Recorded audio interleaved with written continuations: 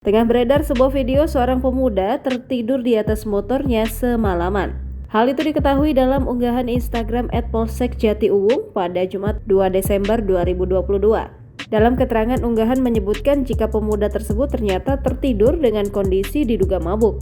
Nampak pada lokasi pemuda ini, suasana sudah terang dan banyak kendaraan yang berjalan di sana. Kemudian sejumlah polisi datang dan menghampiri pemuda yang tertidur dengan posisi memangku kepalanya dengan tangan ini. Diketahui Polsek Jatiuwung di bawah pimpinan Kanit Provos Ibda Sujarnako SH melaksanakan respon cepat terkait informasi dari warga yang melaporkan ada orang yang tertidur di pinggir jalan. Anggota Polsek Jatiuwung pun langsung mengevakuasi seorang pemuda yang diduga dalam keadaan mabuk agar tidak berada di pinggir jalan. Hal itu dikarenakan posisi kendaraan dan pemuda akan membahayakan keselamatannya serta menimbulkan kemacetan lalu lintas. Lokasi pemuda ini tertidur berada di flyover Gatot Subroto Jatiuwung, Kota Tangerang.